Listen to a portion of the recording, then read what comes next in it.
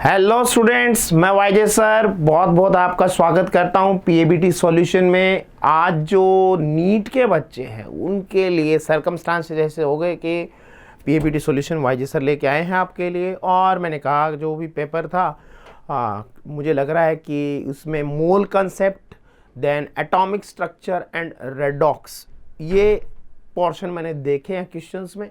ठीक है, तो करते हैं फटाफट से इसका सॉल्यूशन और देखते हैं कि आपका स्कोर क्या बन रहा है। उम्मीद तो हमेशा पॉजिटिविटी के साथ ही होती है, अच्छा पेपर किया होगा आपने। Let's play. तो मैंने कहा बच्चे, सबसे पहले क्वेश्चन है chlorine exist in two isotopic form. देखो भाई, क्लोरीन जो है ना, क्लोरीन के दो आइसोटॉप होते हैं। ठीक है, आपको पहले बता दूं, क्लोरीन 35 जिसको बोल रहे हैं ना, क्लोरीन 35, इसका अबंडेंस अप्रॉक्स 76% होता है। और क्लोरीन जो दूसरा आइसोटॉप होता है 37, इसका अबंडेंस अप्रॉक्स 74% होता है। तो इस हिसाब से अगर आप सीधा सीधा देखें तो इसीलिए इसका एवरेज मोलर मास जो आता है, या एवरेज एटॉमिक मास आप कह सकते हैं, वो जो आता है वो आता है इसका 35.5। ठीक है, तो ये जो अगर आप देखें इसका रेशियो देखें तो ये रेशियो बन जाता है आपका 3:1। कैसे रेशियो बन जाता है? 3:1। अभी पूछा क्या है? It's atomic mass then indicates the ratio of chlorine 37 and is approximate। तो मैंने कहा भाई ये हो जाना चाहिए, मैंने आपसे पहले बता दिया 1:3। ठीक है, तो ये आंसर इसका हो जाएगा। ओके, चलिए आगे बढ़ते हैं। एनर्जी की बात कर रहा है, हाइड्रोजन की, तो एटॉमिक स्ट्रक्चर आ गया। Energy of electron of hydrogen atom in second Bohr orbit is, भैया सेकेंड बोर ऑर्बिट का जो फॉर्मूला है उसके अकॉर्डिंग तो देखो एनर्जी होती है -3.4 इलेक्ट्रॉन वोल्ट सेकेंड में। n = 2 के लिए ये एनर्जी है। ठीक है, that is E2 we can से -3.4 इलेक्ट्रॉन वोल्ट। अब इसको अगर आप जूल में कन्वर्ट करेंगे तो मैंने कहा भाई -3.4 मल्टीप्लाई बाय 1.6 मल्टीप्लाई बाय 10⁻19, और ये आ जाएगा आपका आंसर किसमें? जूल में। तो अगर मैं इसको आगे सॉल्व करता हूं, ठीक है, तो मेरा आंसर जूल में जो जाएगा दैट विल बी कितना हो जाएगा? देखिए, चलो कैलकुलेट करके आप देखेंगे तो इसमें आपका ए ऑप्शन जाना चाहिए। देखो 3.4 मल्टीप्लाई बाय 1.6, 5.44 है ना, और मैंने कहा ये जूल में जाएगा। ए ऑप्शन आपका करेक्ट हो जाएगा। चलिए आगे बढ़ते हैं।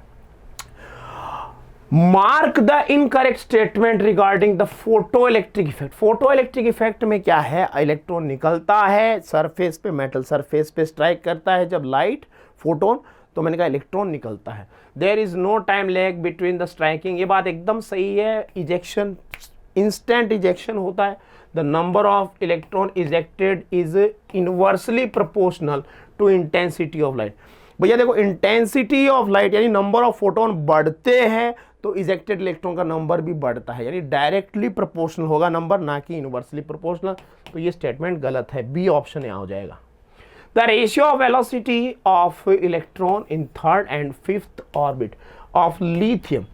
भैया हाइड्रोजन, हीलियम, लिथियम, अगर आप वेलोसिटी का फॉर्मूला देखेंगे, ठीक है, तो मैं आपको सीधा सीधा बता दूं 2.186, चलो कर ही देते हैं सीधा।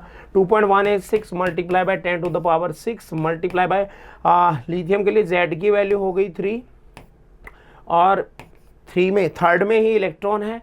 दूसरा इसका रेशियो आप बना रहे हो तो मैंने कहा 2.186 मल्टीप्लाई बाय 10⁻6 मल्टीप्लाई बाय, मैंने कहा Z की वैल्यू 3 है और किसमें? 5वें में है। ठीक है, तो जब आप इसको सॉर्ट आउट करते हैं तो मैंने कहा इधर में रहा 1/3, इधर में रहा 1/5। ठीक है, तो सिंपलेस्ट रेशियो हो जाएगा 5:3। ओके, चलिए आगे बढ़ते हैं। Select the incorrect graph speed of electron, blah blah blah blah. Electron की स्पीड के साथ में, n का स्पीड के साथ में, 1/n स्पीड के साथ में, z और स्पीड के साथ में n। चलिए कौन सा ग्राफ क्या कह रहा है भाई? इनकरेक्ट है। देखो भाई, तो भाई स्पीड का फॉर्मूला, वेलोसिटी का फॉर्मूला मैंने फिर लिख दिया, 2.186 multiply by 10⁻6 multiply by z by n metre पर second. Okay my dear friends, तो इसके अकॉर्डिंग आप देख सकते हैं कि z बढ़ाएंगे तो वेलोसिटी बढ़ेगा, n बढ़ाएंगे तो कम होगा। तो पहला ग्राफ तो ठीक है, देखो v बढ़ रहा है तो n कम हो रहा है, n बढ़ रहा है तो v कम हो रहा है, ये ग्राफ तो ठीक है। वेलोसिटी ये स्ट्रेट लाइन 1/n के साथ में ओरिजिनल से गुजरेगी, ये बात भी ठीक है। v/z, z बढ़ रहा है तो स्ट्रेट लाइन, लेकिन ये ग्राफ गलत है। तो करेक्ट ऑप्शन हो जाएगा इसमें D option. The splitting of spectral line under electric field, भैया स्टार्क इफेक्ट है। जीमान इफेक्ट होता है मैग्नेटिक फील्ड में, स्टार्क इफेक्ट होता है इलेक्ट्रिक फील्ड स्प्लिटिंग।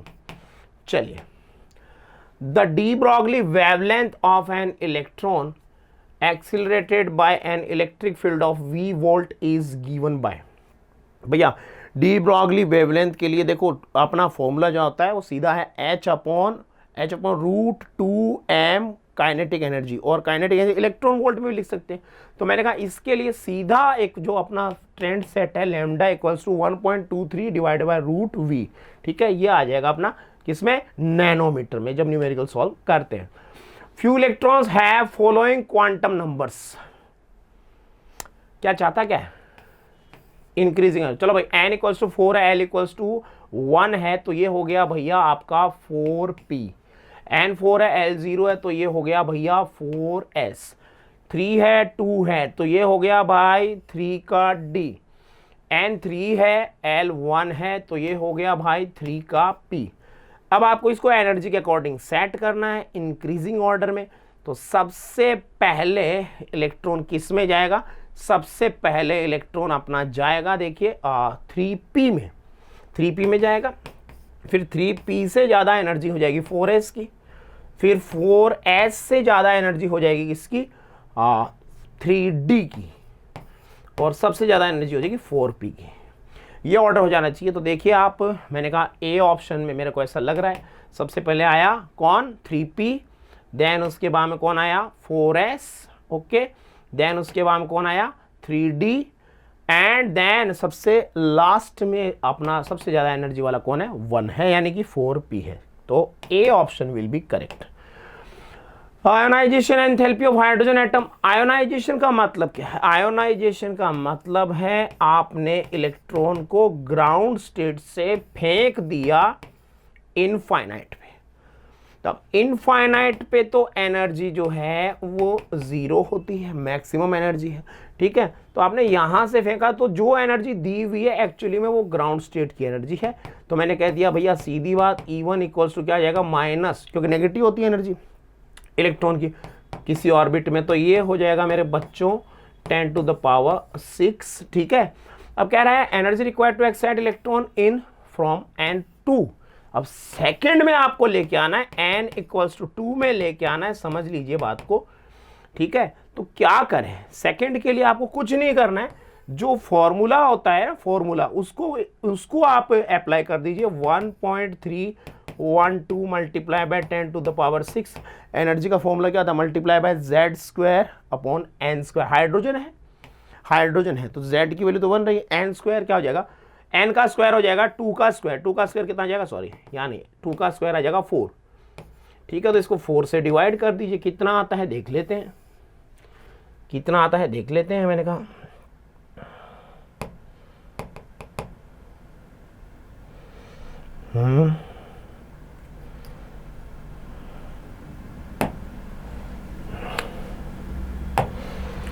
चलो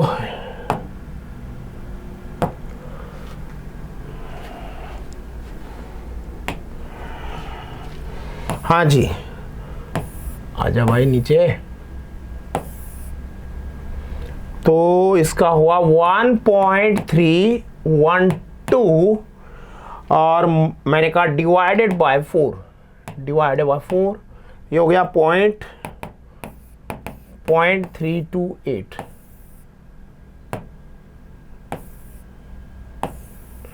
हाँ जी, और यहाँ पे है अपना कितना 0.328 मल्टीप्लाई बाय 10⁶। तो इसका डिफरेंस आपको देखना है, तो डिफरेंस कितना आता है, मैंने कहा 1.312 माइनस 0.328। तो ये जो डिफरेंस है ये चला जाएगा अपना निकालेंगे तो कितना आएगा, दैट विल बी 9.84, ये वाला जो ऑप्शन है डी ऑप्शन जिसमें आ रहा है जूल पर मोल में। ओके, चलिए आगे बढ़ते हैं। Okay, number of angular nodes. Angular nodes क्या होते हैं? एंगुलर नोड्स का दूसरा मीनिंग होता है प्लेन। एंगुलर नोड्स का मतलब होता है प्लेन, नोडल प्लेन जिसको हम कह रहे हैं वो ही है। ठीक है, तो नोडल प्लेन तो फिक्स है बेटा, S P D and F. Nodal planes का नंबर, नोडल प्लेन एस में तो कोई होता नहीं, 0 फिर 1 फिर 2 फिर 3। किसके लिए पूछ रहा है? डी के लिए। डी के लिए कितने होंगे भाई? 2 होंगे। So the correct answer will be 2। चलिए आगे बढ़ते हैं। The longest Lyman series lambda. भैया जी 1 लैम्डा इक्वल्स टू, आपने रिडबर्ग कांस्टेंट दिया है, मैंने उसको राउंड फिगर तो नहीं कर सकते क्योंकि जो वैल्यू दी है उसके अकॉर्डिंग ही लिख देते हैं। कहाँ से कहा जा रहा है भाई? लाइमन है, लाइमन में तो 1 माइनस लॉन्गेस्ट बोला है लैम्डा, लॉन्गेस्ट। तो देखो लॉन्गेस्ट में इलेक्ट्रॉन ट्रांजिशन कहाँ से कहाँ की बात हो रही है? फर्स्ट में आएगा इलेक्ट्रॉन। लॉन्गेस्ट जब कह रहे हैं तो एनर्जी गैप सबसे कम होगा, energy inversely proportional to lambda. तो सेकंड से आएगा इलेक्ट्रॉन, यहां से आ रहा है। ठीक है जी, तो मैंने कहा भाई फॉर्मूला अप्लाई कर दिया, -1/4 हो जाएगा, ये n2 का स्क्वायर हो गया। ठीक है जी, तो ये आ जाएगा अपना 109,678 multiply by 3/4।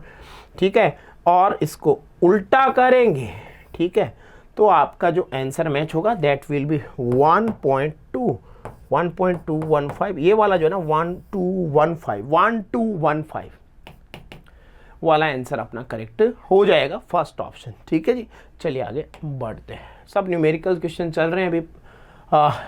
If E1 E2 E3 representing kinetic energy of electron alpha and proton. तो इलेक्ट्रॉन सबसे हल्का है, आप समझ लीजिए। काइनेटिक एनर्जी, मैं सीधी बात कहूंगा, इलेक्ट्रॉन सबसे हल्का है तो इलेक्ट्रॉन की काइनेटिक एनर्जी जो है वो सबसे ज़्यादा होनी चाहिए, ऐसा मेरा मानना है।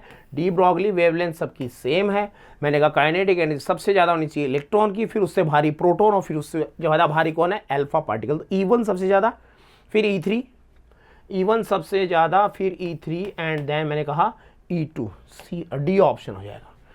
मैग्नेटिक मोमेंट का फॉर्मूला पूछ रहा है, सीधी बात करूं मैं, ठीक है, √n+2 ये फॉर्मूला होता है स्पिन ऑनली मैग्नेटिक मोमेंट। और मैंने कहा n जो है यहाँ पे क्या होते हैं? n होते हैं बेटा number of unpaired electrons. Unpaired electrons का नंबर है, number of unpaired electrons. Done, चलिए आगे बढ़ते हैं। What is the ratio of D Broglie wavelength for electron accelerated through 200? अब भैया देखो इसका रूट करेंगे, आपको रेशियो में सीधी बात करूं मैंने कहा अगर आप रूट करके देखेंगे रेशियो का, क्यों? क्योंकि आपको मालूम है लैम्डा और काइनेटिक एनर्जी का जो रिलेशन, लैम्डा और काइनेटिक एनर्जी हम कहते हैं कि √2m नीचे आता ना, H/√2m काइनेटिक एनर्जी। ठीक है, तो इसका आपका सॉल्यूशन क्या बनेगा? देखिए मैंने कहा इसका सिंपल सॉल्यूशन हो जाएगा अपना, यहाँ रहेगा 1/√4, यहाँ रहेगा √1, तो भाई 4/2 हो जाएगा, 2:1, और अपोजिट रेशियो बनेगा मैंने कहा 1:2 जी। चलिए आगे बढ़ते हैं। विच of the following set of quantum number is permeable? कौन सा परमिएबल है, कौन सा सही लग रहा है? देखो भाई पहले में देखे, चौथा ऑर्बिट है, फिर L क्या है उसमें, L की वैल्यू 1 है, इसका मतलब चौथे का P है, और M की वैल्यू +2 दिया, ये पॉसिबल नहीं है, ठीक है।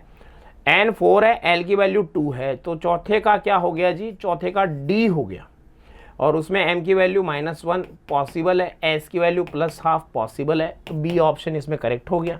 चलिए आगे बढ़ते हैं। विच of the following will have magnetic moment about 4.9? भैया बात करूं मैं सीधी, अगर मैग्नेटिक मोमेंट जो है आपका जितना भी आ रहा है, जो भी नंबर आ रहा है, मैंने कहा वो ही आपका n का नंबर है। तो n जो है वो मैंने कहा अगर आपका जो पॉइंट से पहले जो नंबर है that is unpaired electron number. सीधा हिसाब है, सीधी ट्रिक है, n = 4, 4 अनपेयर्ड इलेक्ट्रॉन होने चाहिए। अब किसके पास होंगे 4 अनपेयर्ड इलेक्ट्रॉन? तो मैंने कहा भाई क्रोमियम प्लस के पास में तो भाई D5 कॉन्फ़िगरेशन है, 3D5। Then titanium 4+, scandium titanium 4+ की तो किस्मत ही गई भैया, बेचारे के पास में कुछ भी नहीं है, D0 है।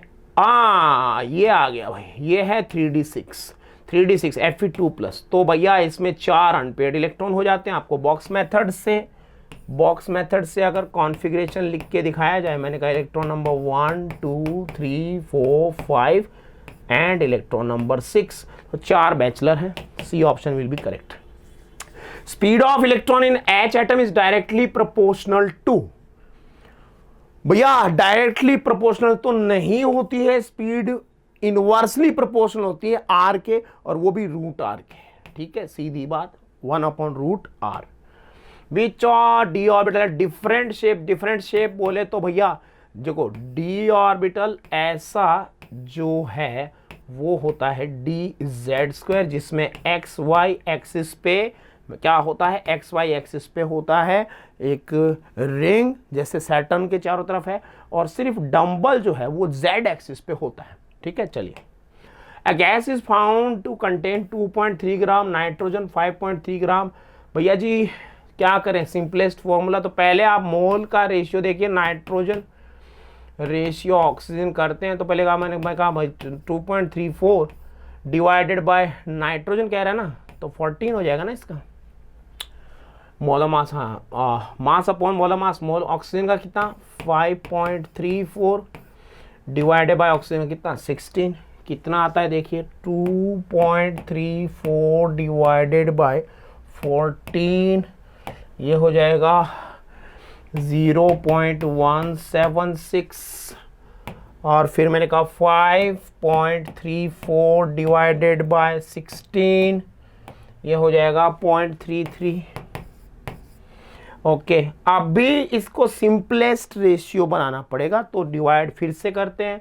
मैंने कहा भाई नाइट्रोजन ऑक्सीजन का रेशियो अपने को देखना, तो पहले मोल आ गया, ये मोल आ गए भैया ना, ये मोल की बात चल रही है। तो मैंने कहा 0.176, इस नंबर को छोटे नंबर से, छोटा नंबर दोनों में से कौन सा है, यही है 0.167, इससे डिवाइड कर दिया, और दूसरा मैंने कहा 0.33 डिवाइडेड बाय 0.167। तो भैया डिवाइड करके देख लो, 0.167 कितना आता है,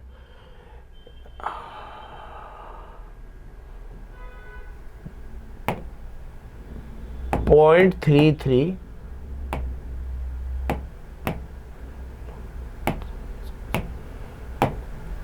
ये आया अप्रोक्स 2। ठीक है, तो अपना रेशियो जो है वो बन जाएगा 1:2। 1:2 बन जाएगा बेटे। 1:2 का मतलब हो गया NO2। NO2 will be the correct answer. Okay, चलिए आगे बढ़ते हैं। Simplest formula of a compound containing 40% X and 60% Y।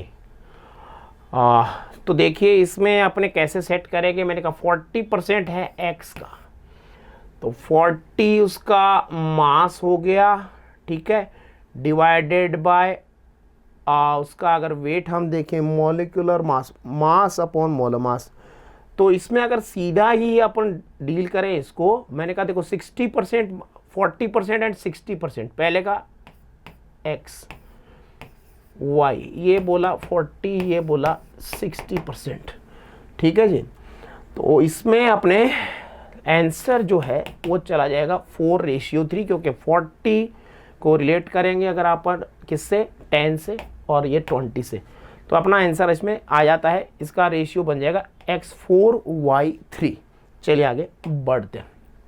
If mass of 3 multiply by 10⁻23 atom of, mass दिया है इतने एटम का और इसका एटॉमिक मास पूछ रहा है भाई, तो मैंने कहा फॉर्मूला क्या लगेगा, देखा 3 multiply bye 10⁻20 atom,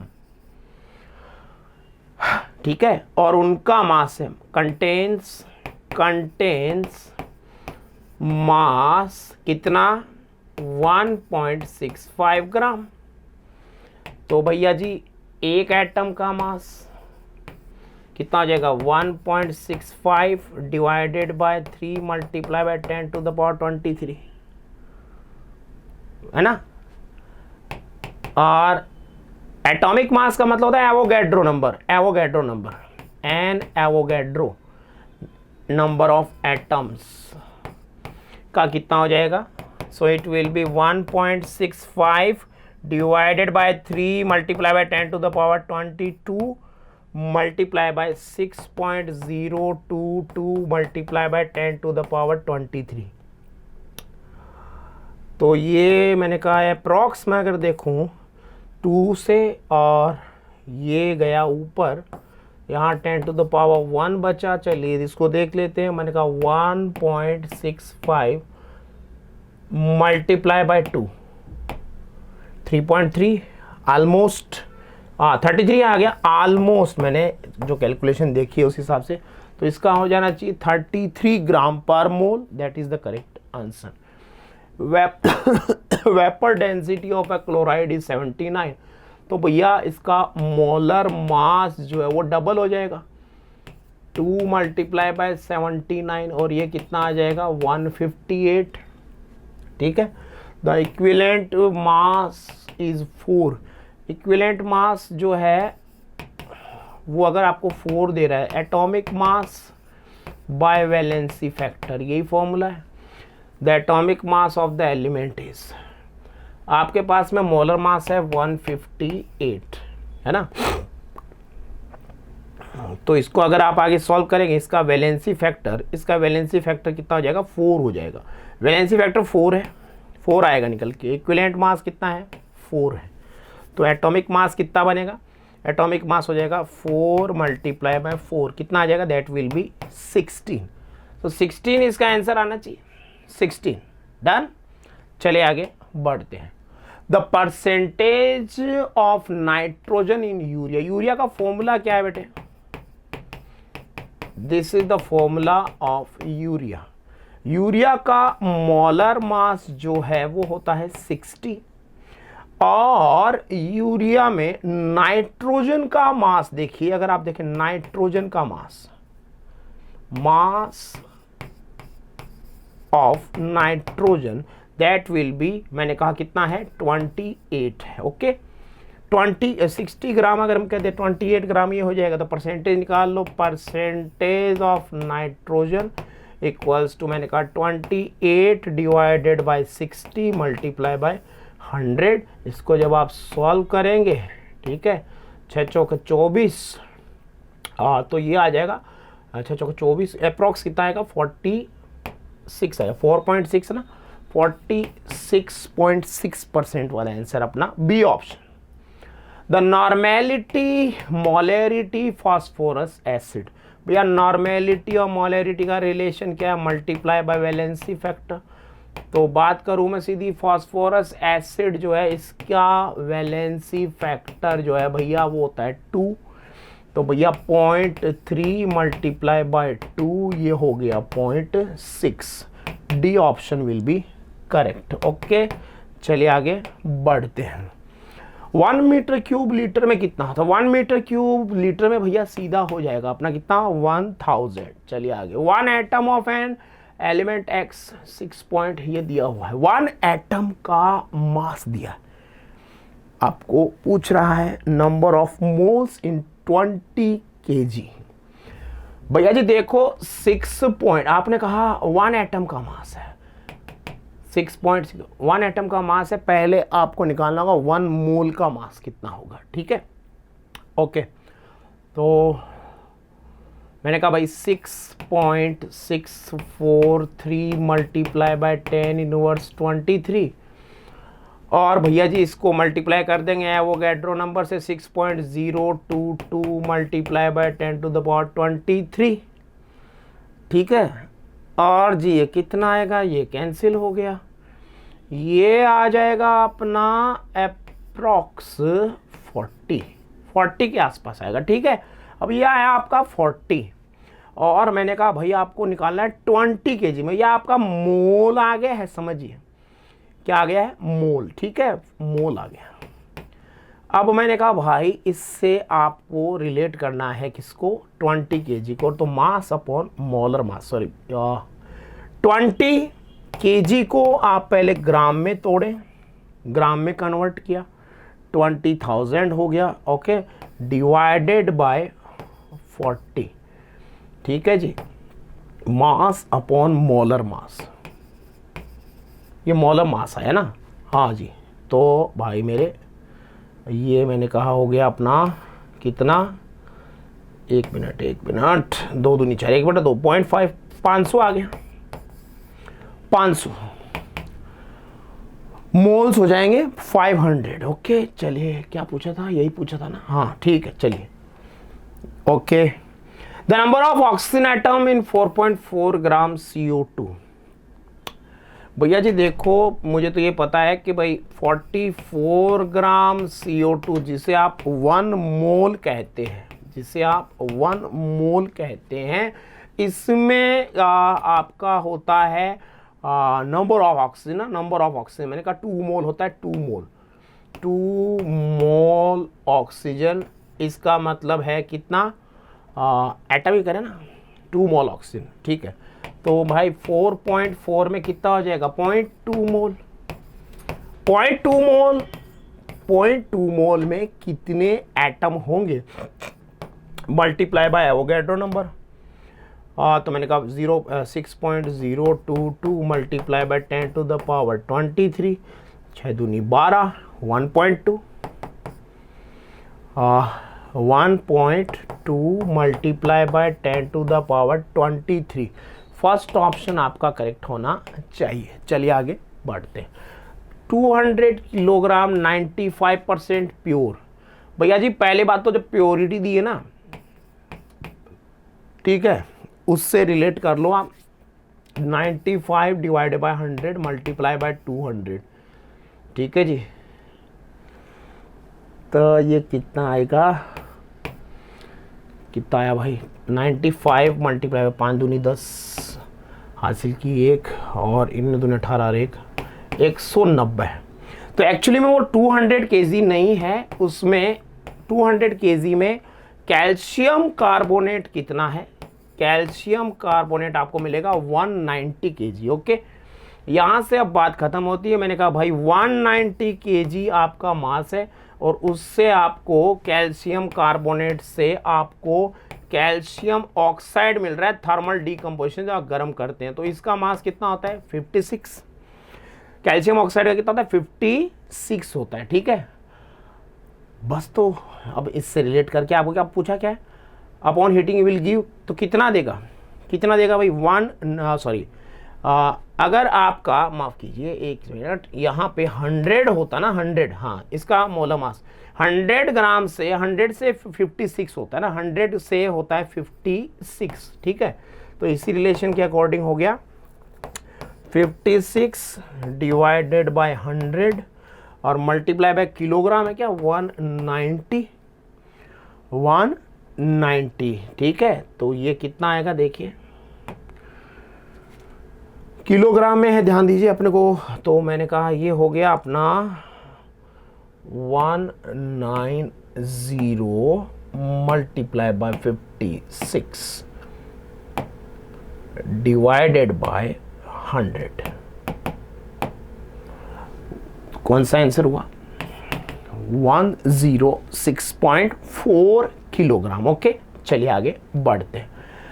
centigrade Fahrenheit का रिलेशन सीधा C/5 इक्वल्स टू फ़ारेनहाइट -32/9। चलिए आगे बढ़ते हैं। 0.5 mole of H2SO4 is mixed. भैया H2SO4 की रिएक्शन करा रहा है एसिड बेस न्यूट्रलाइजेशन, और क्या बना कैल्शियम सल्फेट प्लस 2H2O। तो मोल कंसेप्ट के अकॉर्डिंग आप देखें, इसका 1 मोल, इसका 1 मोल। अब वहां पे दिया है ससुरा क्या, 0.5 मोल।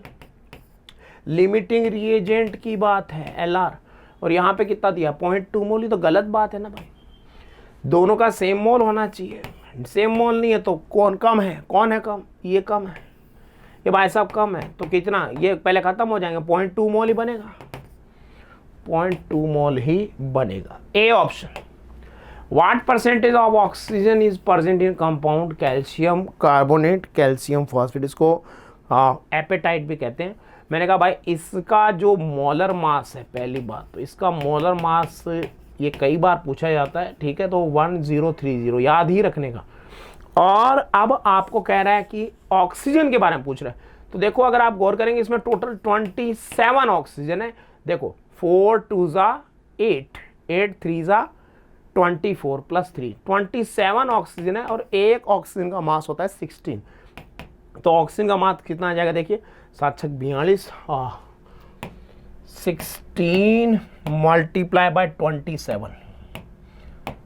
तो भैया जी ये मास आ गया 432। ये किसका मास है, मास ऑफ ऑक्सीजन, और ये मोलर मास है मॉलिक्यूल का, ठीक है। अब परसेंटेज निकाल लो, तो क्या होगा परसेंटेज में 432 डिवाइडेड बाय, परसेंटेज निकाल रहे हैं हम ऑक्सीजन का, percentage of oxygen equals to 1030 multiply by 100। कर लो सॉल्व, कितना आया देखो 4320 डिवाइडेड बाय 103। ये क्या कर दिया यार, परसेंटेज 432 डिवाइडेड बाय 1030।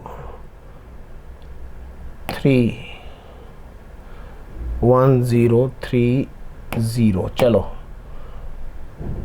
और तो ये आया अपना 41.94।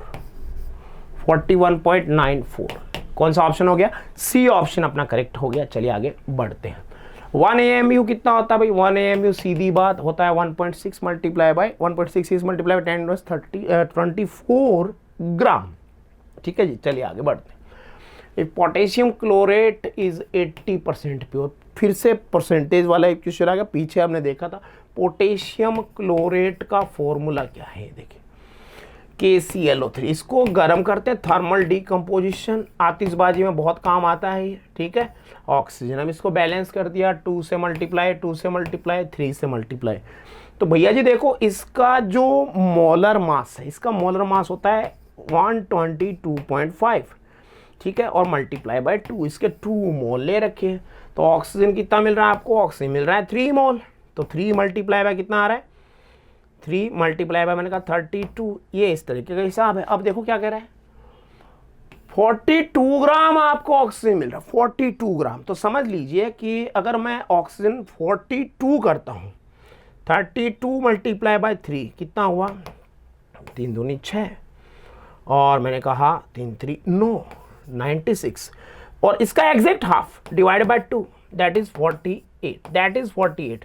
तो पूरी इक्वेशन को 2 से डिवाइड कर दिया, समझ लीजिए पूरी इक्वेशन को 2 से डिवाइड कर दिया, यानी इसका एक ही मोल लिया है। 1 मोल का मतलब कितना हो जाएगा, 1 मोल का मतलब हो जाएगा इसका ये इतना ग्राम। अब इतने ग्राम से आपको 48 ग्राम क्या मिलनी चाहिए, oxygen.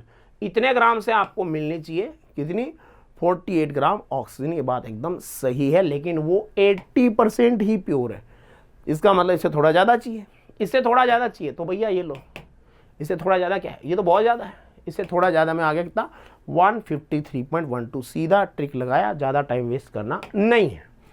After a chemical reaction the total mass of reactant and product, total mass of reactant product तो कंजर्व रहता है, कुछ चेंज नहीं होता, always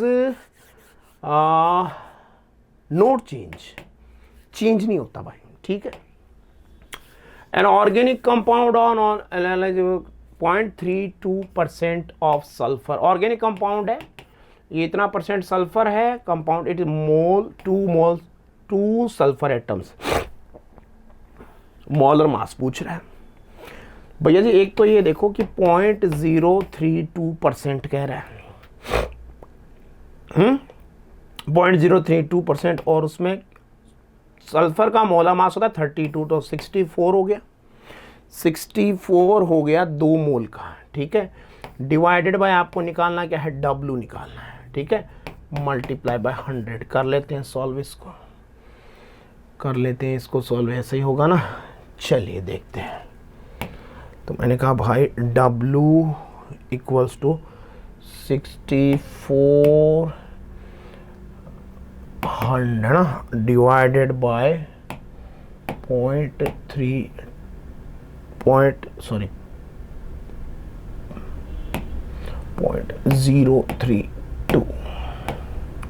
2 lakh. W equals to, या आप कह सकते हैं इसको मोलर मास पूछा ना यहाँ पे, ठीक है, तो मैंने W गलत लिख दिया यार, इसको M लिखना है। चलो M लिख देते हैं, M लिख देते हैं भाई। तो ये आ गया 64 डिवाइडेड बाय 0.32 मल्टीप्लाई बाय 100, और ये आया आपका कितना, 2 लाख। चलो भाई ये भी हो गया 2 लाख। चलिए आगे बढ़ते हैं। रेडॉक्स के क्वेश्चन स्टार्ट हो गए। परमैंगनेट सल्फाइड H+ क्या चाहता है भाई? हाँ जी, तो इसमें हो क्या रहा है भाई, MnO4 H+ both are reduce. अरे नहीं रे यार, MnO4 तो रिड्यूस हो रहा है +7 से +2 में, ये रिड्यूस हो रहा है, ठीक है, इसका रिडक्शन हो रहा है। और ये भाई +4 से, और ये जा रहा है +6 में, इसका क्या हो रहा है, सल्फाइड का सल्फेट में ऑक्सीडेशन हो रहा है। डन। तो भैया C ऑप्शन हो गया, रिड्यूस, ये ऑक्सीडाइज। चलिए आगे, choose the redox reaction from the following. भैया कॉपर 0 से कॉपर +2, यही रेडॉक्स रिएक्शन है, खत्म। चलिए, which of the following behaves both oxidizing and reducing. भैया जो क्लाइमेक्स पे होते हैं वो नहीं करते ऐसा, बीच वाले करते हैं। तो बीच वाला कौन है, +4 है। यहाँ क्लाइमेक्स है, देखिए क्लाइमेक्स है, दोनों रोल नहीं कर सकते। ये सबसे डाउन पे है, ये सबसे पीक पे है। ये क्लाइमेक्स है लोवेस्ट, या हाईएस्ट क्लाइमेक्स है ऑक्सीडेशन स्टेट का। तो एक ही तरीके का बिहेव कर सकते हैं, या तो ऑक्सीडाइजिंग या रिड्यूसिंग, लेकिन ये बीच का है, बीच वाला दोनों काम कर सकता है। विच of the following equation is a balanced equation. Balanced equation ढूंढनी है। अब भाई बैलेंस इक्वेशन के अंदर क्या होता है, देखो बिस्मथ का ऑक्सीडेशन स्टेट कितना, मैंने कहा भाई +5, देन मैंगनीज का कितना +2, बिस्मथ का कितना हुआ +3, और मैंने कहा मैंगनीज का कितना हो गया +7।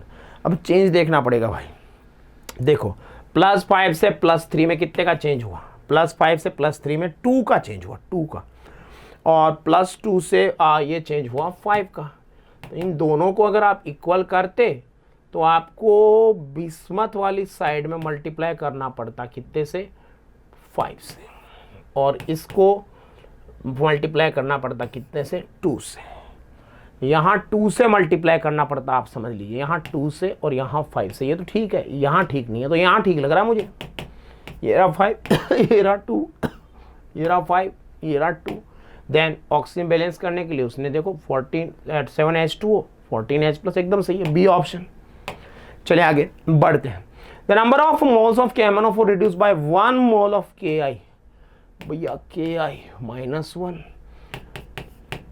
+7, तो भाई इसमें कितना हो जाएगा, देखिए number of moles of 1 mole of Ki in alkaline medium. Alkaline medium कह रहा भाई, एल्कलाइन मीडियम में आपको बता दूं ये किस में चेंज होता है, ये चेंज होता है K2MnO4 में, यहाँ +7 से +6 में बदलता है।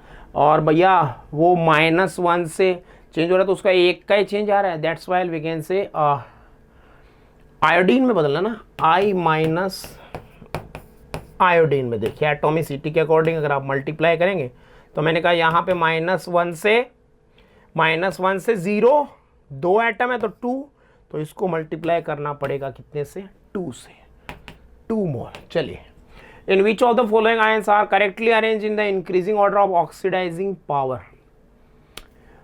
भैया सबसे स्ट्रॉन्ग, 1 मिनट यार,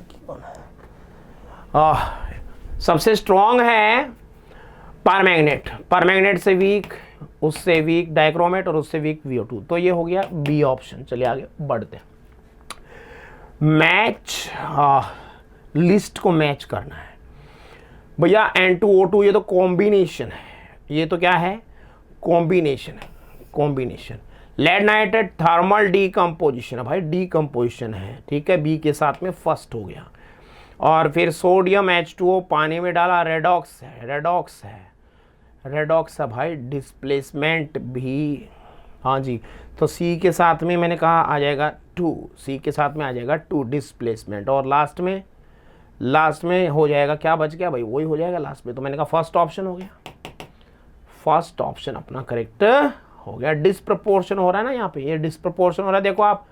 देखो आप यहाँ पे बेटा आप +3 और यहाँ पे +5 और यहाँ कितना था +4, डिस्प्रपोर्शन हो रहा है, डिक्रीज एंड इंक्रीज, 1 का 2।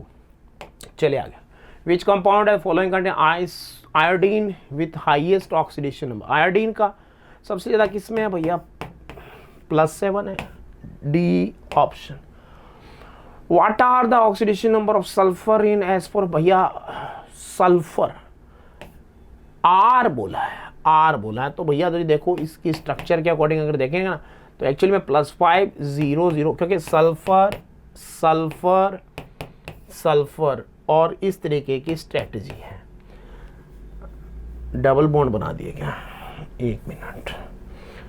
सल्फर की वैलेंसी डबल नहीं, सॉरी सिंगल, इस तरीके की स्ट्रेटजी है। S4O6 मैंने कहा भाई 1 2 3, तू भी ले ले भाई 1 2 3। तो ये स्ट्रक्चर है, आप देख लीजिए ये स्ट्रक्चर है और 2- है, ओके। सल्फर की वैलेंसी सेट हुई माइनस, सल्फर की वैलेंसी सेट हुई माइनस। तो मैंने कहा देखो 1 2 3 4 5, यहाँ पे +5, यहाँ पे भी +5, ये 0 ये 0, ठीक है। चलिए आगे बढ़ते हैं। Which among the following species acts as self indicator, खुद ही इंडिकेटर है। K2Cr2 सॉरी KMnO4 परमैंगनेट, ठीक है। तो ये था आपका सॉल्यूशन। उम्मीद है आपका पेपर अच्छा गया। देख लीजिए पूरा सॉल्यूशन आपको बता दिया है। पेपर जो था न्यूमेरिकल कुछ थे इसमें ज़्यादा, मोल कॉन्सेप्ट के और एटॉमिक स्ट्रक्चर के। रेडॉक्स के क्वेश्चन थोड़े इजी लेवल के थे, आराम से डील हो गया, ठीक है। Thanks for joining.